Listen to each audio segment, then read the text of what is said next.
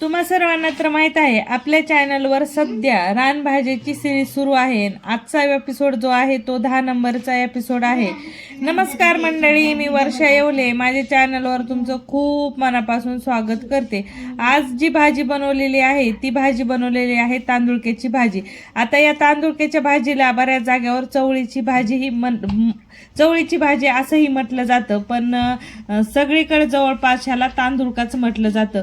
आता तुम्ही जर डायरेक्ट शेतातून भाजी आणत असाल तर स्वतःच्या शेतामधली ही भाजी आपण कवळीच तोडून आणतो आणि खायला ती भाजी खूप भारी लागते। आता आजची भाजी जी मी आणलेली आहे ती मार्केटमधून आणलेली आहे, जशी मार्केटमध्ये भेटली तशा पद्धतीने आणलेली आहे। भाजी निसून घेतली, धुवून घेतली। आता या भाजीमध्ये जीवनसत्व म्हणतात तर याच्यामध्ये लोखंड खूप चांगलं असतं, कॅल्शियम असतं, त्या पद्धतीने फायबर देखील असतं आणि आपल्या शरीरासाठी ही भाजी खूप हेल्दी असते आणि आपली पचनक्रिया सुरळीत करण्यात ही भाजी खूप मदत करते। ही भाजी सेंद्रिय पद्धतीने उगली जाते, म्हणजे या भाजीचं बी वगैरे पेरावं लागत नाही, काही नाही। पहिल्या पावसातच ही भाजी उगते आणि पहिल्या पावसामध्ये उगलेली भाजी खाण्यासाठी खूप टेस्टी असते, हेल्दी असते आणि याच्यामध्ये खूप सारे असे जीवनसत्व असतात जे आपल्या शरीरासाठी खूप गरजेचे असतात। तर तुम्ही ही नक्की पहिल्या पावसात आलेली अशी तांदुळक्याची भाजी बनवून खावी। आता तांदुळक्याच्या भाजी बनवायच्या खूप वेगवेगळ्या पद्धत आहे, जसं जिल्हा बदलला, तालुका बदलला की ह्या भाजीची रेसिपी बदलते। जसं की आपलं राहणीमान बदलतं त्याच पद्धतीने स्वयंपाक करण्याची पद्धत ही बदलते। आता ज्या एरियात राहता तुम्ही त्या पद्धतीने ही भाजी बनवली जाते।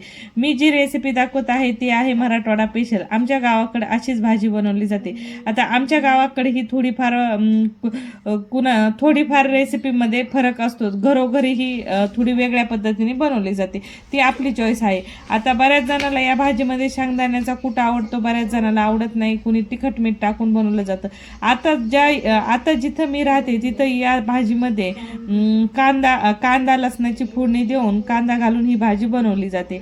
तर आमच्या गावाकडं या भाजीला बऱ्याचदा कांदा वापरला जात नाही, फक्त जिरे लसणाची फोडणी देऊन ही भाजी फोडणीला घालून वरून शेंगदाण्याचा कूट घातला जातो। त्याच पद्धतीने आता मी ही जी भाजी बनवली आहे डायरेक्ट फोडणीला घातली आहे। बऱ्याच जागेवर काय होतं की ही भाजी अगोदर तव्यावर गरम केली जाते, नंतर पाण्यात घालून ती पिळून घेतली जाते आणि पिळून घेतल्यानंतर परत ती फोडणीला घातली जाते। तर आज मी कशी बनवली तर बघा, तव्यावर तेल गरम करून घेतलं, लसूण हिरवी मिरची घातली आणि वरून भाजी घालून घेतली। भाजी घालून घेतल्यानंतर भाजी छान 4-5 मिनिट मी इथं परतून घेतली। तर आमच्या घरी या भाजीला जिरेची फोडणी दिली जात नाही, फक्त लसणामध्ये बनवली जाते।